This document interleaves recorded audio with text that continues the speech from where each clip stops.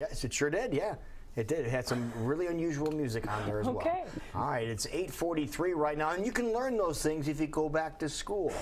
And speaking of going back to school, see how you do that? Okay. That was very impressive. There. You've done this before. We have Dr. Brian Hall with us from Unity Point Health as he's going to talk about the transition of kids going back to school. Before we do that, let's talk about a transition, because Brian used to be in television, made the transition to be a therapist, which makes all kinds of sense. It was also a perfect segue. Yeah. See how everything all ties together? The gears all mesh there. That's right. Wonderful. So how long, first of all, before you get, since you mentioned that, how long were you in TV?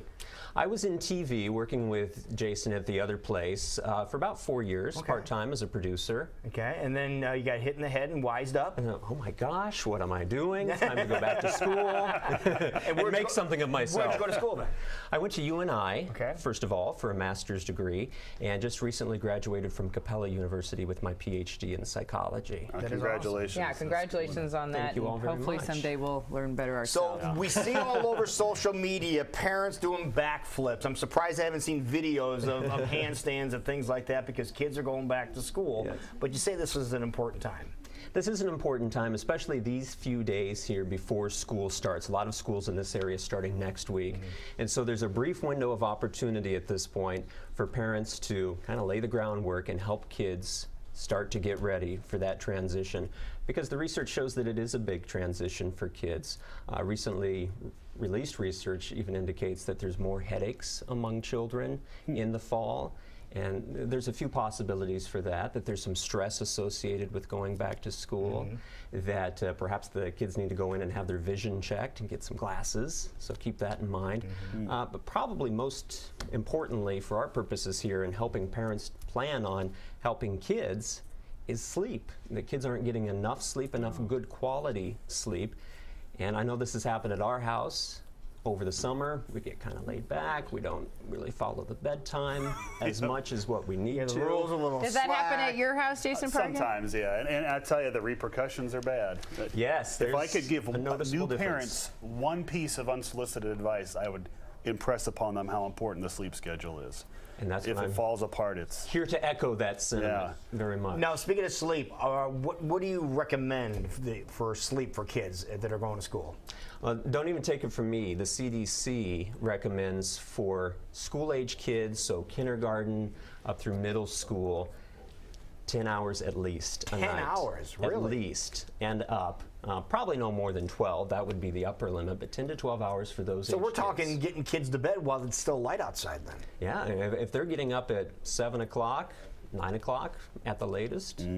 That is. What does the CDC say about us? It says we're killing ourselves. Oh, okay. Just making It says 7 to 8 hours for adults. Okay, I'll work on that. So what do you recommend as a good transition? Because kids, you hear school like, it's, you feel like summer's over, your fun time's over. But how can you make that easy transition of being like, no, let's be excited about these new things that are happening. So let's go to bed, let's get ready, let's make sure you're prepared.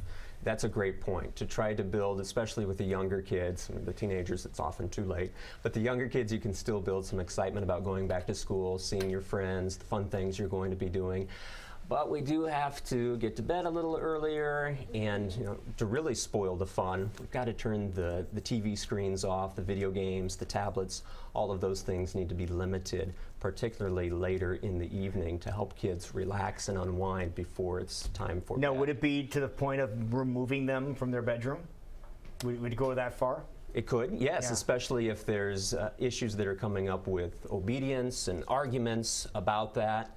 And in my practice, I meet with a lot of parents and kids who have that issue. We don't want to go to bed, and then they start to really throw some major fits. And in that case, it is time to take those things physically out of the room, out of the house if you have to. They really cause trouble. The iPads, the phones, they become addictive. They really do. Is there still research out there that's supporting the fact that just the glare from the screens and things like that can also cause people just to not fully get the amount of sleep or the deep sleep that they need to get well rested?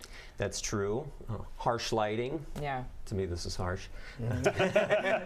I don't know how you people do it. All of those things do have an impact as well. Okay. So things to think about. about as we're getting closer and closer to the school start date.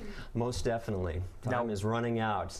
We also have a lot of parents that might have kids going to school for the very first time. Yes. And Eric, you're going to hate me for doing this, but if you have the video that we showed earlier on Totally Serious with the TV reporter and the little kid going into going into preschool, I'm not sure if you've seen this yet, but it was a situation where a television reporter had a kid going to school for the first time, and this is what happened to that little kid. Andrew, are you excited for pre-kindergarten? Yes. Why? I don't know. Are you going to miss your mom? No. No?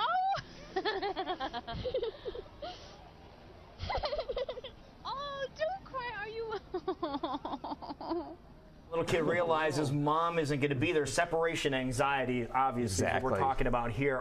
What do you suggest some parents might be telling their kids this time of year in case they are going to school for the first time? Yeah, that can be a very scary proposition for a young child to, again, build that motivation, that excitement to go to school, and also to look forward. Okay, you're going to do this, kind of plan out the day, lay it out for them. This is your schedule, and this is what time you're going to come home, or this is what time mom or dad's going to pick you up or meet you at the bus stop, and this is what we're going to do after that. And have something, have a goal. Fun, yeah, hopefully kind of fun planned to help them with that transition. Okay, good idea. Well, there you have it. Thanks, Perfect. Brian. Yeah, that's good That's stuff. really neat. Now, if people want to get some more information or some assistance with this, do you have a website we can go to get some information? Yes, we'll put some information on the Unity Point Health website, Unity Health Des Moines. There you go. Perfect. Wonderful. Well, good seeing you.